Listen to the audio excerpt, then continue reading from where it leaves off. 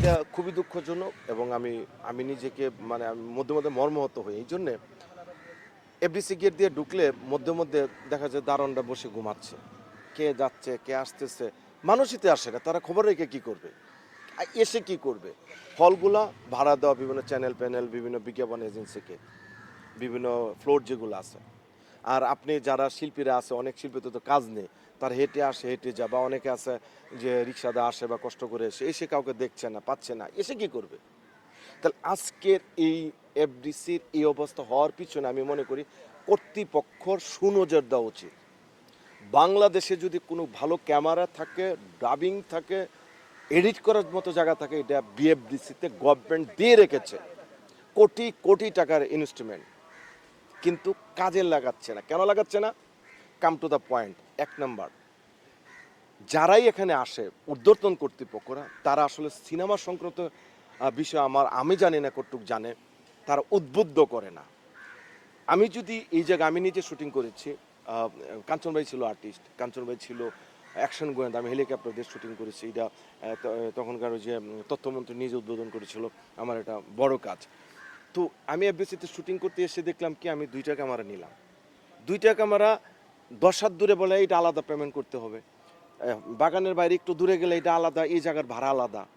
5টার পরে 1 মিনিট হয়েছে, তারা এসে বলতেছে ভাইয়া নাইট শিফটের পয়সা দিতে হবে। What is this?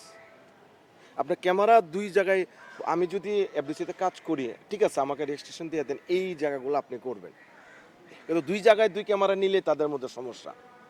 আচ্ছা দেখেন এইটা, মেকআপ রুম ভাড়া নেয় 2.5 থেকে 3,000 টাকা রুম ভাড়া, যেখানে আমরা হাউজের সাথে রুম ফ্রি পাই। আমি তাহলে 3,000 টাকা বা 4,000 5,000 টাকা কেন দিব? একটা স্পট ভাড়া নিলে যে 3টা স্পটের টাকা দিতে, আমি এফডিসি কেন শুটিং করব?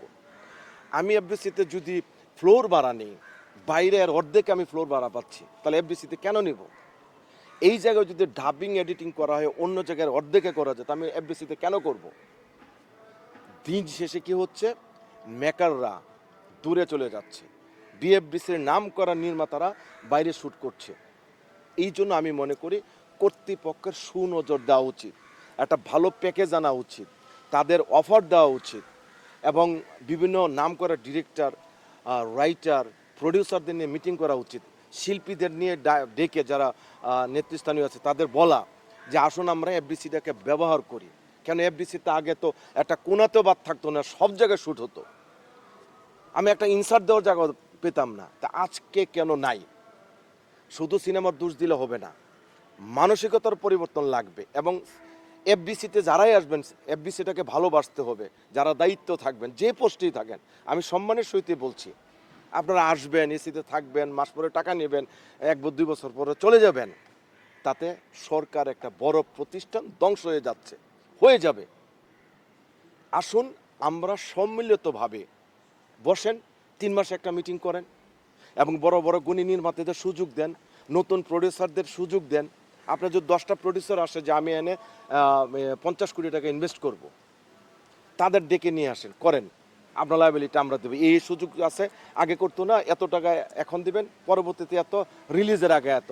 এর জন্য আগে সবাই হুমড়ি খেয়ে এফডিসিতে শ্যুট করতো, মারামারি করে, ধরাধরি করে, লেয়াজু করে ডাবিং হলগুলো নিত, এডিটিং প্যানেল নিত, বসে থাকতো। এখন আসে না কেন? আপনার রেট এত বাড়াই দিলেন, যেখানে আমি অর্ধেক দামে ভালো কোয়ালিটি কাজ করতে পারছি, সিনেমা রিলিজ হচ্ছে ওয়ার্ল্ড ওয়াইজ। তাহলে দোষটা কার? আপনারা বিবেচনা করেন। আমি মনে করি আমার এই কথাগুলো যদি কর্তৃপক্ষ শুনেন, সুন্দর দৃষ্টিতে নেবেন, নিয়ে সবাইকে নিয়ে বসে যদি আসেন, আশা করি শুধু এফডিসির নয়, বাইরে যারা আসে তারাও এখানে কাজ বাড়িয়ে দেবে। আমি বিজ্ঞাপন করব, আমি ভালো সিরিয়াল করব, আমি ওটিটি প্ল্যাটফর্ম করব, আমিও এখানে আমি হল রুম ভাড়া নেব। আপনার শুধু রেটটা কমায় নিয়ে আসেন, প্রযোজক বান্ধব হ্যাঁ প্রযোজক বান্ধব হয়ে, এবং প্রযোজকরা এগিয়ে আসবে, সবাই কাজের সমন্বয় হবে। আমাদের তো কষ্ট, বাইরে নিয়ে আমরা শুটিং করতে পারি না, শিল্পীদের ডিস্টার্ব, ডিরেক্টর কষ্ট হচ্ছে, আর্টিস্টের কষ্ট হচ্ছে। আমরা এফডিসি হলে তো আমার নিজেদের ঘর,